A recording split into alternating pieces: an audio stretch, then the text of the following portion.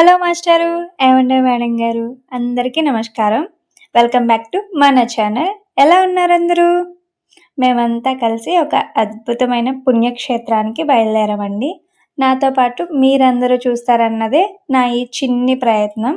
ఏలూరు జిల్లాలోని ఎంతో ప్రసిద్ధి చెందిన పుణ్యక్షేత్రం ద్వారక తిరుమల. దీన్నే మనం చిన్న తిరుపతి అని ఎంతో భక్తితో పిలుచుకుంటాం.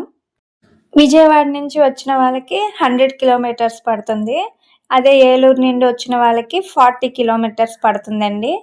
మీరు స్వామివారికి మొక్కులు తీర్చుకోవాలనుకుంటే, అదే తలలీలాలు సమర్పించాలనుకుంటే కొండ కింద ఉన్న కళ్యాణి కట్ట వద్దే మొక్కులు తీర్చుకొని ఆ తర్వాత స్నానం చేసి కొండపైకి వచ్చి ఆ స్వామివారిని దర్శించుకోండి. ఇక్కడ అడుగు పెట్టగానే మనసుకి ఎంతో ప్రశాంతత కలుగుతుంది. నిజంగా అండి, ఒక్కసారి ఈ టెంపుల్కి వచ్చి చూడండి. మన మనసులో ఉన్న ఆలోచనలన్నీ పోయి స్వామివారిని ఎప్పుడెప్పుడు చూస్తామా అనిపిస్తుంది. ఇక్కడ ప్రథమ చికిత్స కేంద్రం కూడా ఉంది. అదే మెడికల్ కూడా అవైలబుల్గానే ఉంది. గుడి మాత్రం చాలా పెద్దదండి. మేము మండే వెళ్ళాం కాబట్టి కొంచెం ఖాళీగా ఉంది. అదే సాటర్డే వెళ్ళుంటే కొంచెం రద్దీగా ఉంటుంది. అంతేగాని తిరుమల అంతా రద్దీగా ఉండదు. స్వామివారి దర్శనానికి వెళ్లే ముందు మేమందరం ఇలా నామాలు పెట్టించుకుంటున్నాము. ఆ గోవిందుడి నామాలు నుదుటి మీద ఉంటేనే ఆ వచ్చే కళే వేరు కదండి. ఇప్పుడే కదా అసలైన భక్తుల్లా కనిపిస్తాం మనం. నేను నామం పెట్టుకున్నాను కదా, ఎలా ఉన్నానో చెప్పండి కామెంట్లో. దర్శనానికి వెళ్ళే దారిలోని అటు సైడ్ ఇటు సైడ్ షాప్స్ ఉంటాయండి. పూజకి సంబంధించిన సామాలు, చిన్నపిల్లలకి సంబంధించిన బొమ్మలు, దేవుడి విగ్రహాలు ఇలా ఉంటాయండి. అదే దారిలోని లెఫ్ట్ సైడ్ నేను చూపిస్తున్నాను కదా, ఇప్పుడు మళ్ళీ చూపిస్తాను చూడండి. అదే బ్యాగ్స్ అండ్ స్లిప్పర్స్ పెట్టుకోవడానికి కౌంటర్స్ కూడా ఉంటాయి. బ్యాగ్ ఒక్కొక్కటి 5 రూపీస్ లెక్క పడుతుంది. ఇక్కడ మొబైల్ కౌంటర్ కూడా ఉందండి. మీరు ఒకవేళ ఎవరైనా మొబైల్స్ తీసుకొచ్చి ఉంటే ఇక్కడే ఇచ్చేసి దర్శనానికి వెళ్ళాలండి. ఒక్కొక్క మొబైల్ 10 రూపీస్ ఛార్జ్ చేసుకుంటారు. మేము అక్కడ మొబైల్స్ ఇచ్చేసి దర్శనానికి వెళ్ళి మళ్ళీ వచ్చి మొబైల్స్ తీసుకొని మీకు మొత్తం చూపిస్తున్నానండి. అక్కడ చూడండి, ఉచిత దర్శనం అని ఉంది చూడండి. అటు సైడ్ నుండి వెళ్ళి స్వామివారిని దర్శించుకోవాలి. ఇటు సైడ్ లోపల మొత్తం ఎలా ఉందో చూపించేస్తాను, చూసేయండి.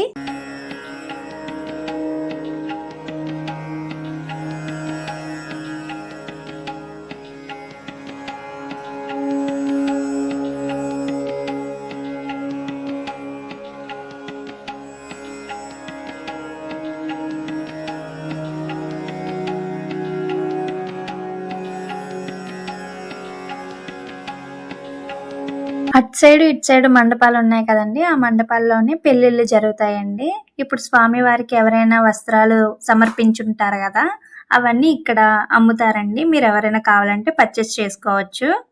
Protocol office and help centre కూడా ఇక్కడ అవైలబుల్గానే ఉన్నాయండి. అండ్ స్వామివారికి ఎవరైనా సమర్పించుకోవాల్సి ఉంటే ఇక్కడ హుండీ కూడా అవైలబుల్గానే ఉంది.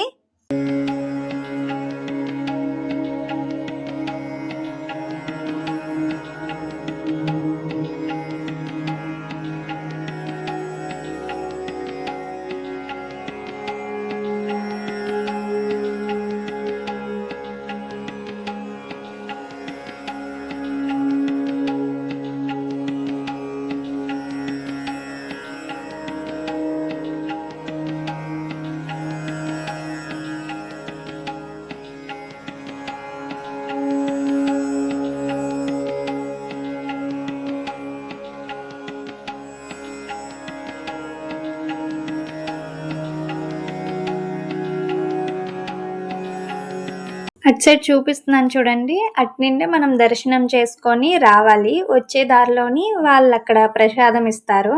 ప్రసాదం మాత్రం చాలా బాగుందండి. నా దగ్గర అప్పుడు మొబైల్ లేకుండే, అందుకే నేను చూపించలేకపోయాను.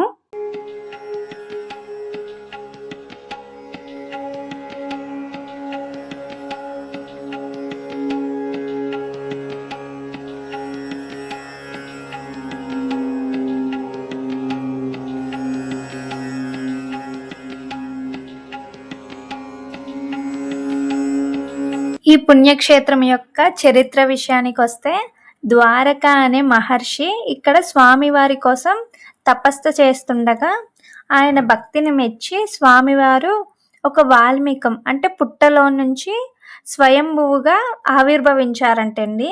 ద్వారక ముని వల్లే ఈ స్వామివారు వెలిచారని చెప్పేసి ఈ క్షేత్రానికి ద్వారక తిరుమల అనే. ఈ గుడిలో ఉన్న అత్యంత ముఖ్యమైన విషయం ఏంటంటే గర్భాలయంలో ఒకే పీఠంపై ఇద్దరు స్వామివార్లు ఉంటారండి. ఇప్పుడు మనం చెప్పుకున్నాం కదా ద్వారక ముని గురించి. ఆయనకి కనిపించిన విగ్రహం అది కేవలం స్వామివారి పైభాగం అంటే ముఖం నుండి హృదయం వరకు మాత్రమే కనిపిస్తుందండి. ఆ స్వామివారి పాదాలు భూమిలో నిక్షిప్తమై ఉంటాయని చెబుతుంటారు. స్వయంభువు మూర్తి పాదాలు పూజ చేసే అవకాశం లేదని 11వ శతాబ్దంలోని శ్రీ రామానుజాచార్యులు స్వామివారి పూర్తి విగ్రహాన్ని స్వయంభువు మూర్తి వెనకాతలే ప్రతిష్ఠించారండి. అందుకేనండి ఈ పుణ్యక్షేత్రంలోని స్వామివారివి 2 విగ్రహాలు ఉంటాయి.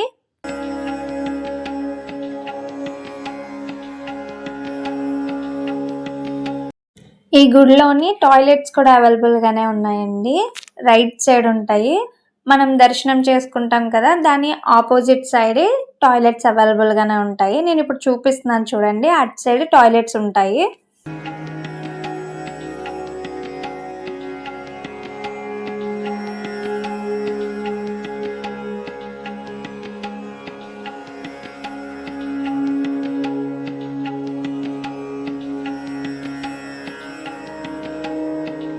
మేము వెళ్ళిన రోజు విఐపీస్ వచ్చారని చెప్పేసి మాకు దర్శనానికి కొంచెం టైం పట్టేసిందండి. సో అందుకని మేము అక్కడ స్వామివారి ప్రసాదాన్ని స్వీకరించలేకపోయాం. మాకంత అదృష్టం లేకుండా పోయింది. అందుకని చిన్న షాపింగ్ చేసేసి అప్పటికే టైం అయిపోతుందని చెప్పి చిన్న షాపింగ్ చేసేసి ఇంటికి బయలుదేరిపోయాము. మీరు ఎప్పుడైనా వచ్చినప్పుడు కంపల్సరీ అన్నదానాన్ని స్వీకరించి మాత్రమే వెళ్ళండి. కొండ కింద ఆ అన్నదాన సత్రం ఉంటుంది. అన్నదానాన్ని స్వీకరించి మీ ఇంటికి వెళ్ళండి.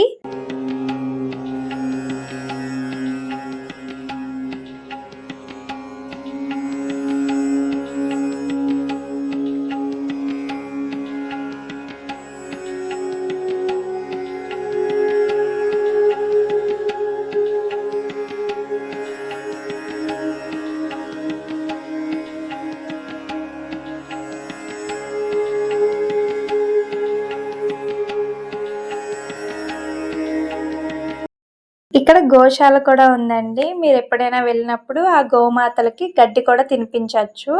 మీకు తోచినంత, మీకు కలిగినంత ఒకవేళ ఇవ్వాలి అనుకుంటే ఎంతో కొంత ఆ గోమాతలకు చదివించవచ్చు. అక్కడ కన్నయ్య చూడండి ఎంత ముద్దుగా ఉన్నారో ఆ గోవుల మధ్యలోని. చాలా బాగున్నారు కదా.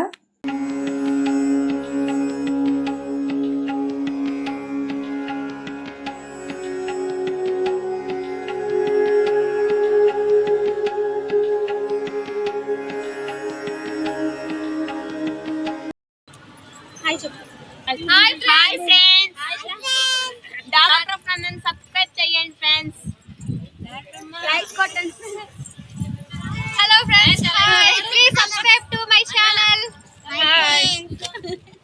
ఇంతవరకు చూసినందుకు thank you so much. Video నచ్చితే లైక్ చేసి మన ఛానల్ని సబ్స్క్రైబ్ చేసుకోండి. Take care, bless me all, bye.